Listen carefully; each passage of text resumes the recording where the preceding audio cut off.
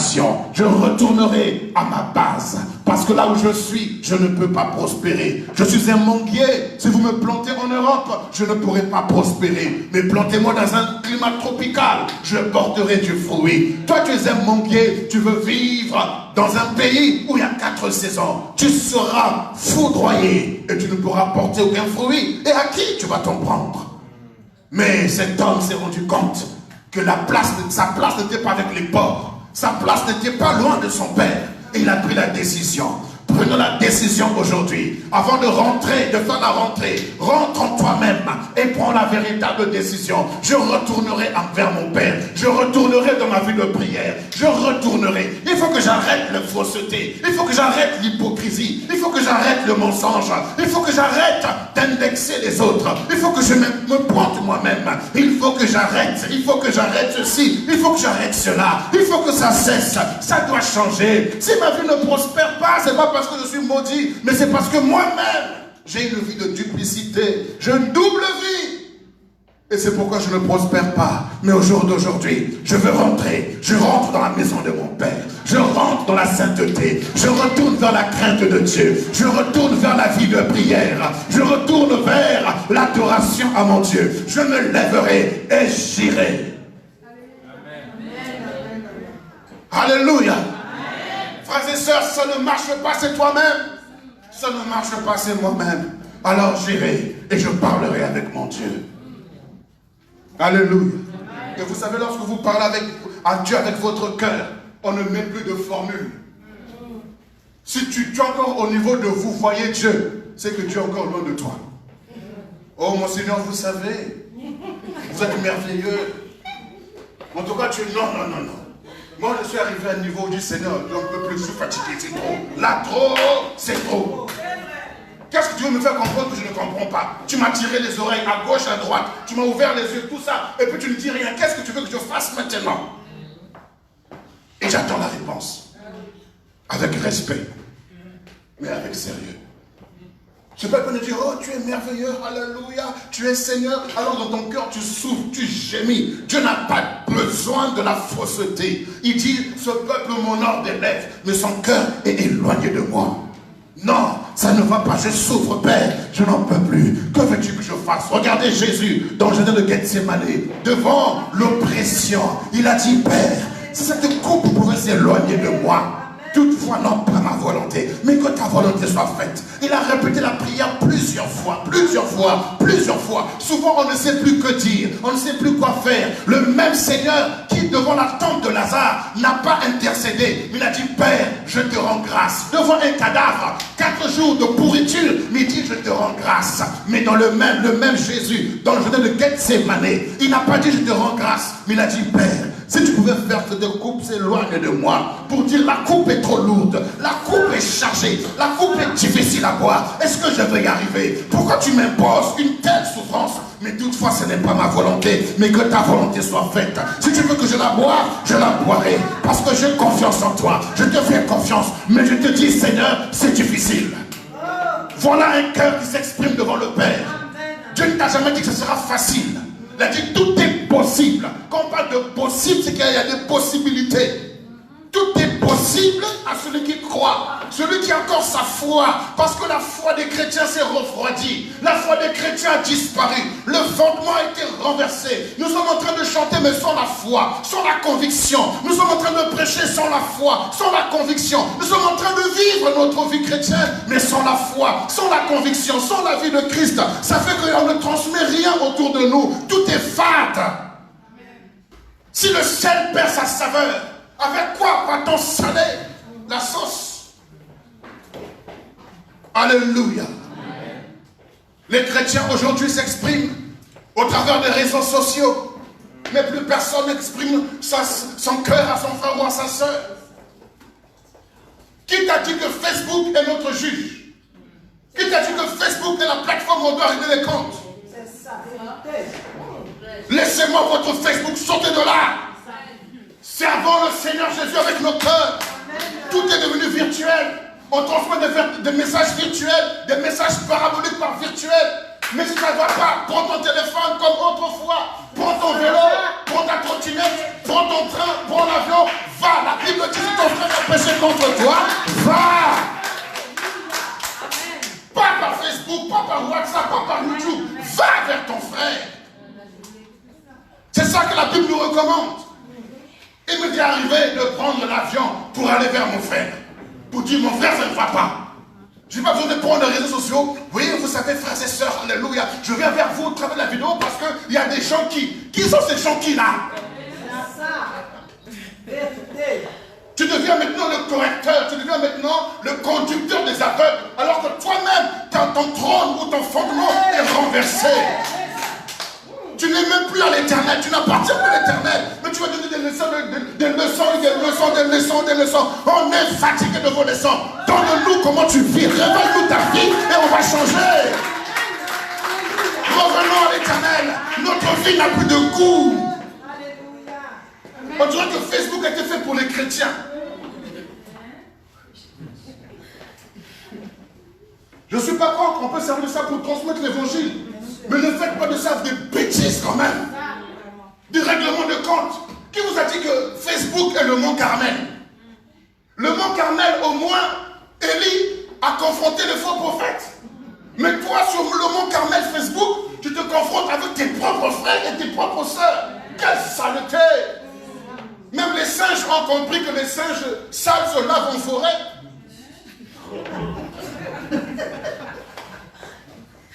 Mais toi, tu laves tout ton linge en public comme ça. Où est l'évangile? Où est la vie que nous transmettons comme ça? Revenons à l'éternel. Revenons à l'éternel. Donnez-moi un amen vivant. Oh. Revenons à l'éternel. Disons-lui, Père, j'ai péché contre toi. Père, je souffrais, je gémissais, je ne savais comment faire, mais je me suis rendu compte que malgré ça, tu ne m'as pas livré à la mort. Tu m'as permis de me cogner et que je revienne. Je te rends grâce pour cela. Mais ne me permets plus, ne permets plus. Tu parles à ton papa, Dis-lui, papa, je souffre, ça ne va pas. Tu fais quelque chose. Amen. Oh! Ne rentrons pas cette rentrée 2019 ne doit pas ressembler aux autres rentrées où on rentre avec la pourriture et la saleté. Oh, donnez-moi un amen quand même. Amen. Non, oui, je suis fâché ce matin, oui. Fâché contre nous-mêmes.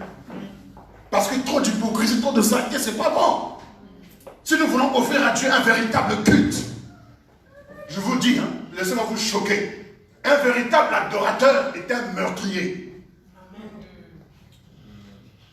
Un véritable adorateur est un assassin.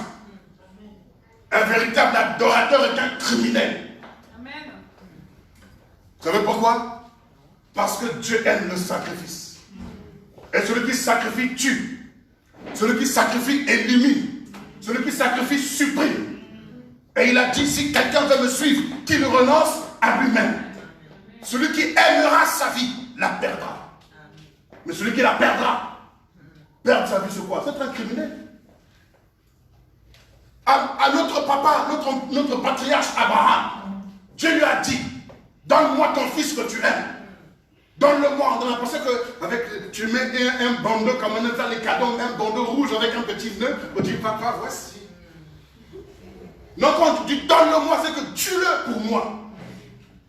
Et le véritable adorateur Abraham a dit, oui, chef. Il est monté, il était prêt. Mais Dieu dit, stop. Tu ne m'ôteras pas ce privilège d'être le véritable criminel. Notre Dieu est un criminel. Il a donné son fils.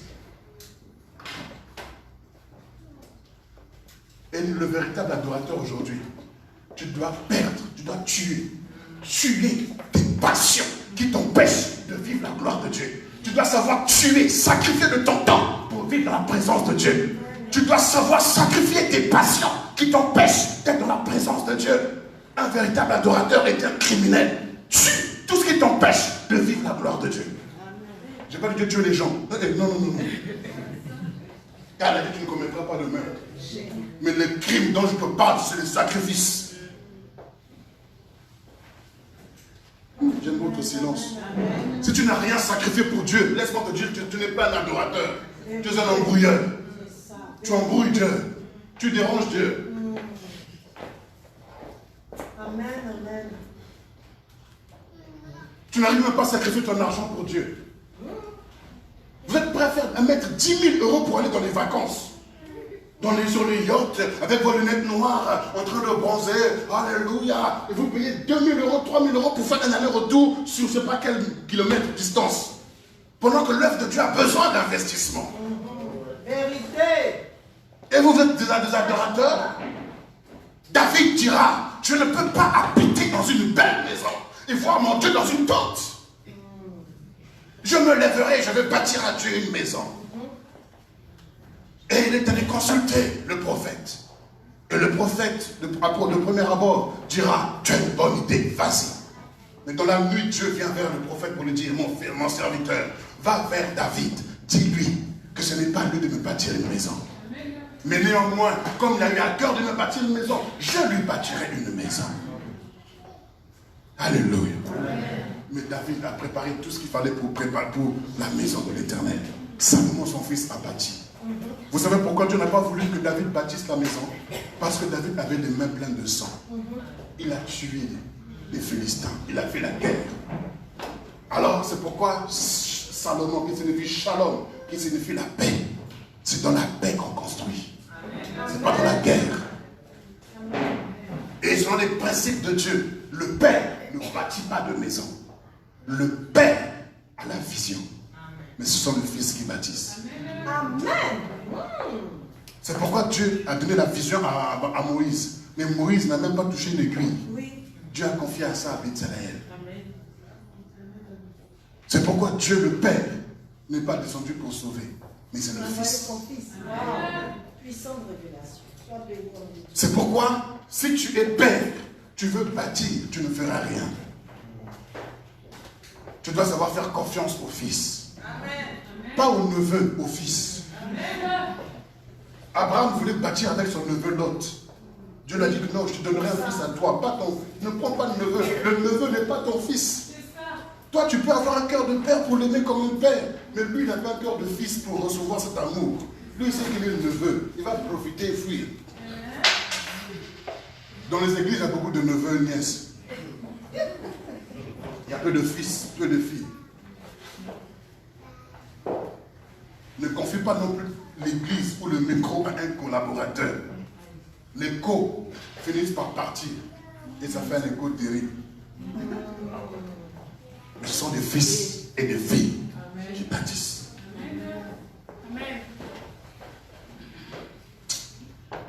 Je me lèverai et j'irai vers mon Père. Revenons à l'Éternel. Revenons de tout cœur à notre Dieu. Disons-lui que nous avons péché contre lui. Disons-lui que nous avons mené une mauvaise vie. Et je vous assure, dès lors qu'on prend la décision, Dieu n'a même pas besoin d'entendre ta hésitation. Le simple fait de te voir en train de revenir, il dira, ah, voici mon fils, voici ma fille. Et il va courir vers toi. Frères et sœurs, un véritable adorateur doit être un sacrificateur.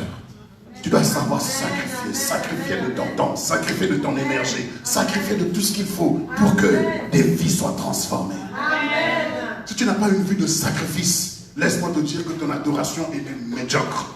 Vérité. Toute religion est fondée sur le sacrifice. L'islam, il y a des sacrifices. Ils font le jeûne pendant un mois. Il y a tellement de choses. Chez les hindouistes, ils sont prêts à couper les femmes là. Tous les cheveux que vous avez jetés, les cheveux naturels là, sont des offrandes que vous mettez sur vos têtes. Vérité. Prêche, papa. Des offrandes que vous mettez sur vos têtes. Vérité. Alléluia. Regardez bien, je vais vous lire un passage d'Isaïe. Oh, merci, papa. Sois béni. Isaïe chapitre 30.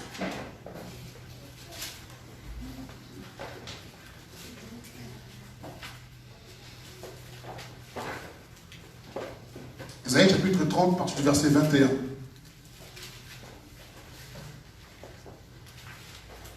Non, verset 22. Isaïe chapitre 30. Vous y êtes?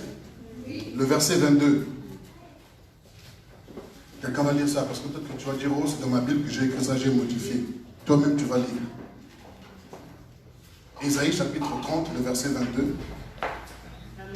Vous tiendrez pour souiller l'argent qui recouvre vos idoles, et l'or dont elles sont revêtues. Ensuite, Tu en disperseras les débris comme une impureté. Hors d'ici, leur diras-tu. Amen. Vous tiendrez pour souiller l'argent qui recouvre vos idoles. Donc, je vous dis, toutes les religions sont basées sur les sacrifices. Et en Inde, les femmes coupent leurs cheveux pour donner ça en offrande, pour couvrir leurs idoles.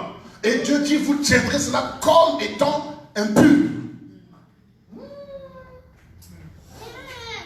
Alléluia. Voici. Et l'or dont elles sont revêtues, tu l'en disperseras les débris comme une impureté. Hors d'ici, leur diras-tu. Hors d'ici, les cheveux naturels, leur diras-tu. Hors d'ici, parce que ça recouvert des idoles. C'est le sacrifice. C'est pour cela, tu ne mangeras pas non plus à l'Aïd le mouton de ton voisin, de ta voisine. Ça recouvert les idoles. Tu tiendras ça comme étant impur. Le halal.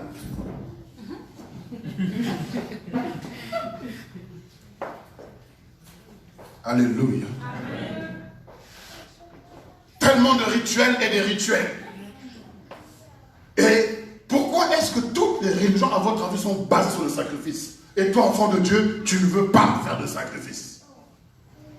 Un véritable adorateur est un criminel. Le premier crime que tu commets, c'est de te tuer toi-même. Si quelqu'un veut garder sa vie, il la perd. Mais celui qui la perd, c'est quoi ça? Celui qui la perd, la gagnera ou la retrouvera. C'est ça un adorateur. Perd. Vous connaissez le jeu là, qui perd, gagne. Oui. Qui perd, gagne. Perd. Perd tes amis à cause de ce que tu veux suivre Jésus. Tu le gagneras. Perds ta maison à cause de Jésus. Tu la retrouveras. Perds même ta famille, s'il le faut, à cause de Jésus. Tu la retrouveras. Il a dit, Simon Pierre a dit, nous avons tout quitté pour te suivre. Qu'est-ce qu'on va devenir? Il a dit, il n'y a personne qui est quitté à cause de l'évangile. Terre, père, mère, maison. Et qu'il le retrouve dans ce siècle présent, avec des persécutions, bien sûr. Et dans le siècle à venir, la vie éternelle. Donc Jésus nous promet, si nous perdons à cause de lui, qu'on en retrouve ici et au ciel. Pose-toi la question, qu'est-ce que tu as perdu à cause de Jésus? Qu'est-ce que tu as perdu? Quand tu fais ton parcours, qu'est-ce que tu as perdu? Qu'est-ce que tu as sacrifié? Qu'est-ce que tu as abandonné pour Jésus? Simon Pierre a laissé sa canne à pêche, son filet et sa barque. Il a tout abandonné pour suivre Jésus. Même Bartimée a laissé tomber son manteau pour suivre Jésus. Qu'est-ce que tu as abandonné? À quoi tu as renoncé? Quand tu marches, est-ce que tu te poses la question, il y a un changement dans ta vie ou pas?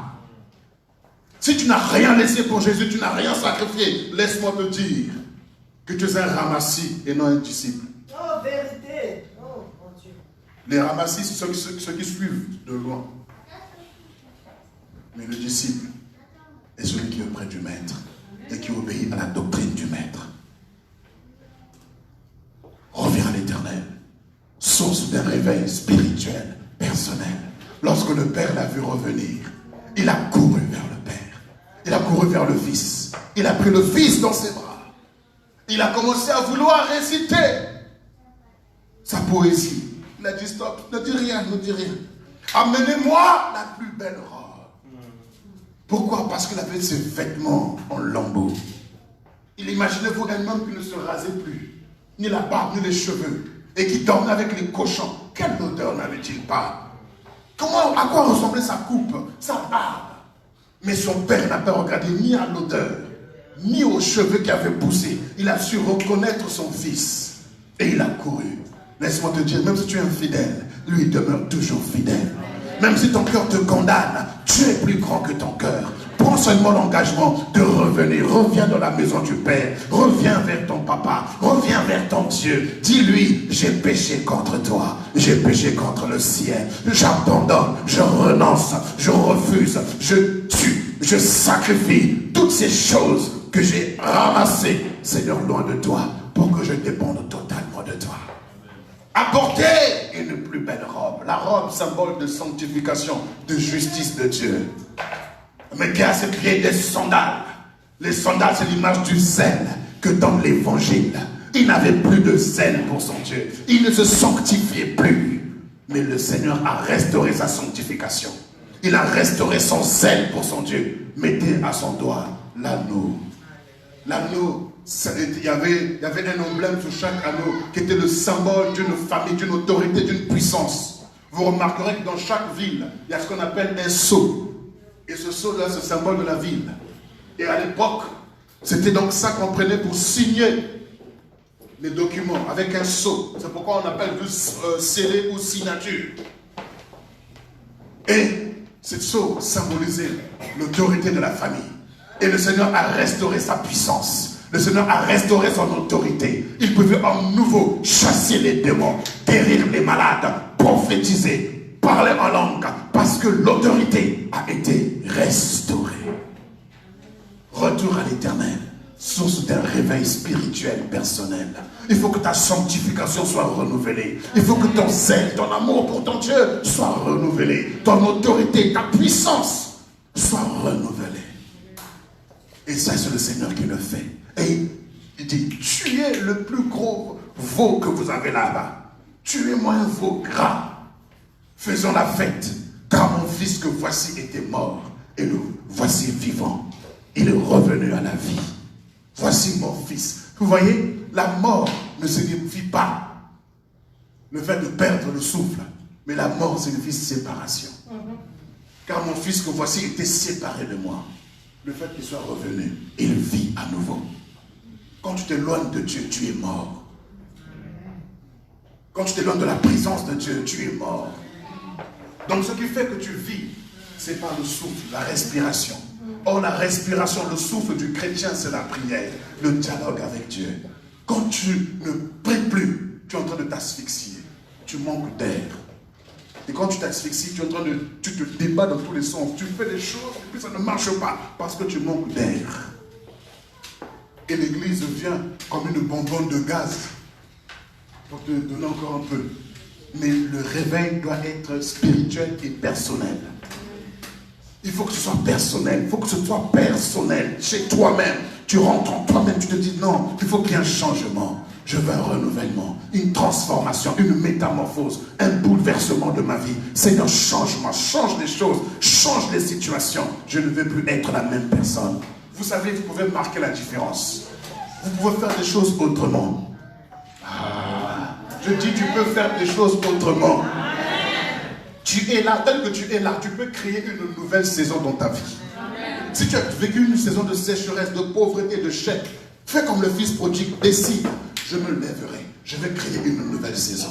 Une saison d'abondance, une saison de restauration, une saison de miracle, une saison de bénédiction, une saison de gloire, une saison de sainteté, une saison d'amour, de pardon, de réconciliation. Je veux marquer la différence. N'attends pas qu'on t'apporte ces choses. Commence par donner, commence par transmettre. N'attends rien en retour. Donne autour de toi. Donne, donne. Tel qu'un jardinier, un agriculteur qui sort dans son champ et qui jette des graines par-ci par-là, qui jette des graines par-ci par-là. Mais quelques mois plus tard, il est surpris de ce que la terre lui rend. Amen. Dieu n'est pas oublieux. Alléluia. Amen. À cause du temps, je ne peux pas enseigner, je voudrais juste survoler ce message. Pour nous dire simplement, revenons à l'Éternel. Revenons de tout notre cœur à Dieu. Comment ta vie de prière, ton intimité avec le Seigneur? Il n'y a plus de parler en langue, il n'y a plus d'intimité avec lui. Reviens à l'Éternel, ton Dieu. Reviens, reviens, reviens. Tes pensées sont loin de lui. Reviens. Alléluia. Reviens. Reviens.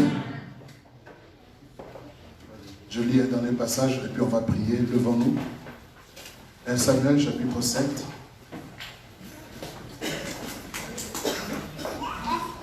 Levons-nous, on va lire 1 Samuel au chapitre 7.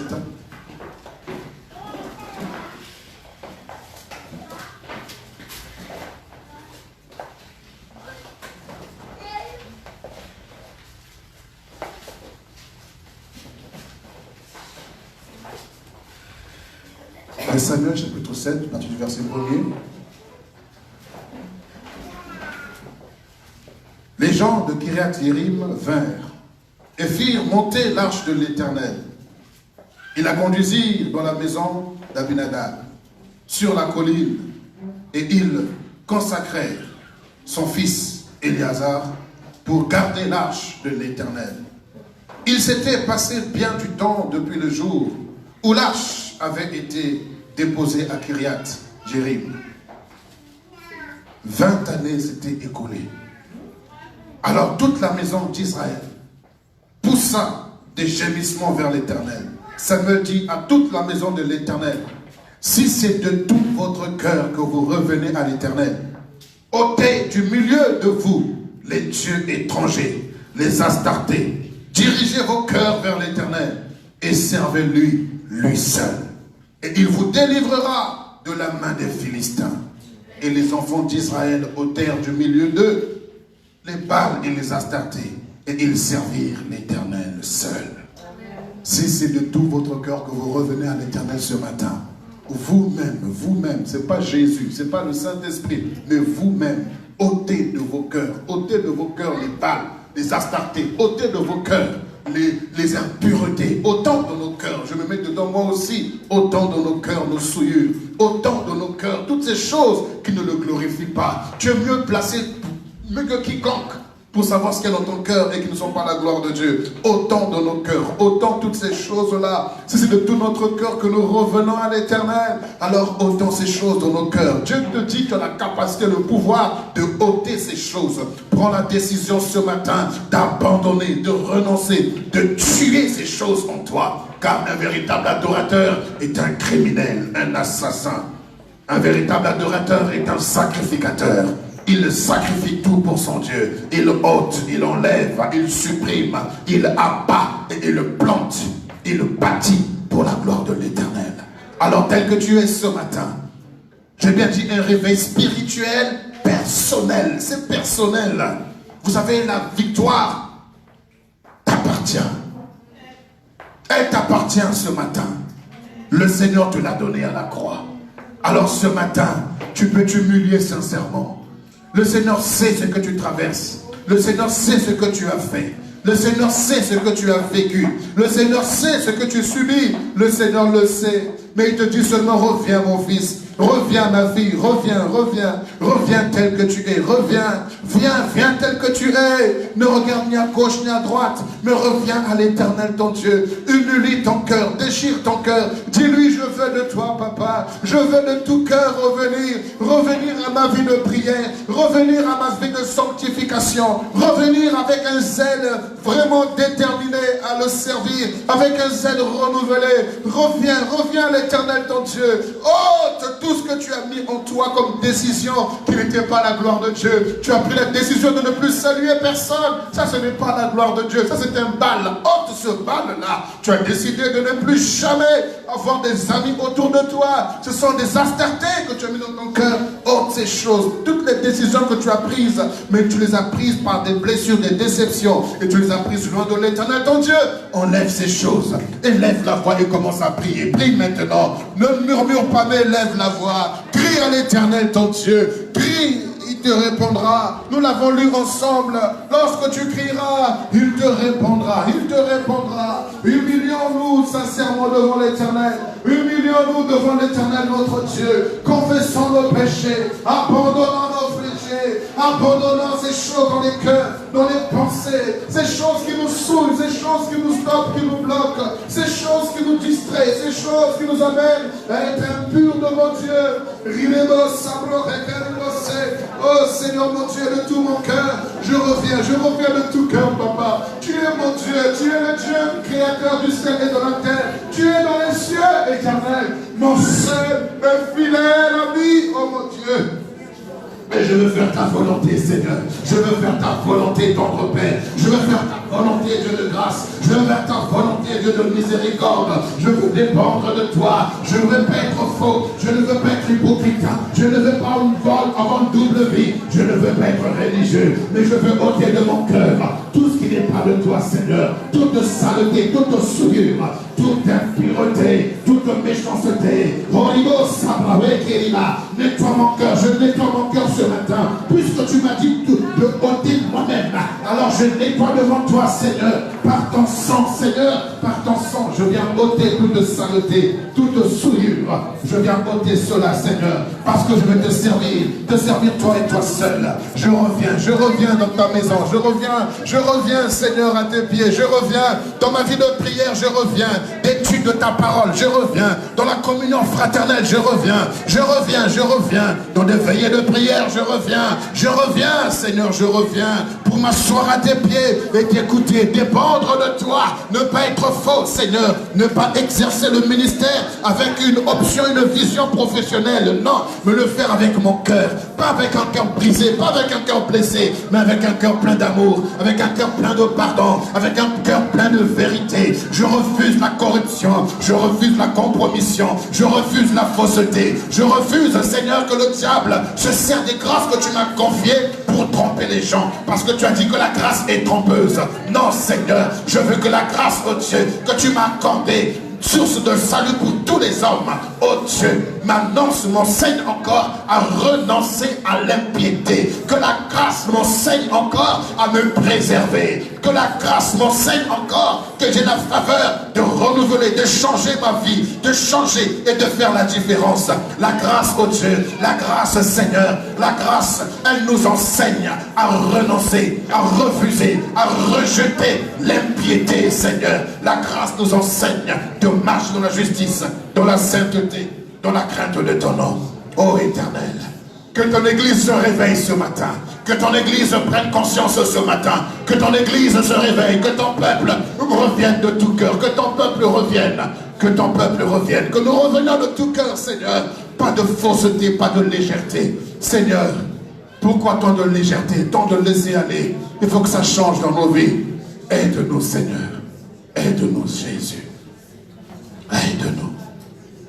L'Église du Seigneur Jésus, de tout cœur, si c'est de tout votre cœur que vous revenez à l'Éternel, ôtez de vos cœurs les astartés, les Baals, ôtez de vos cœurs les impuretés, les saletés, les méchancetés, les divisions, les disputes, les querelles, l'hypocrisie, l'arrogance, l'orgueil, l'indépendance totale. Ôtez ces choses, ôtons ces choses dans nos cœurs. Aspirons à l'humilité, aspirons à la simplicité, aspirons à la crainte de Dieu, aspirons à la justice. Comme l'apôtre Paul a dit aux Colossiens, affectionnez-vous aux choses d'en haut, recherchez les choses d'en haut, recherchons la justice, recherchons la sainteté, recherchons la crainte de Dieu, recherchons l'amour, recherchons la vérité, recherchons la sainteté, la vérité, la vie de Christ, recherchons le Zoé de l'Éternel. Oh, car il a dit, revenez à l'Éternel, connaissons et cherchons à connaître l'Éternel. Oh Seigneur Dieu, fais-nous grâce. Saint-Esprit, j'ai fini de faire ce que tu m'as demandé de faire. Je te demande de tout cœur que tu nous aides. Révèle-toi davantage à nous au travers de ce message. Que nos consciences soient bouleversées. Que nos consciences soient touchées. Que nos cœurs soient secoués. Pour que même sur le trajet du retour, que l'on parle encore de ce message. Pour que même cette nuit encore, que l'on médite encore sur ces paroles.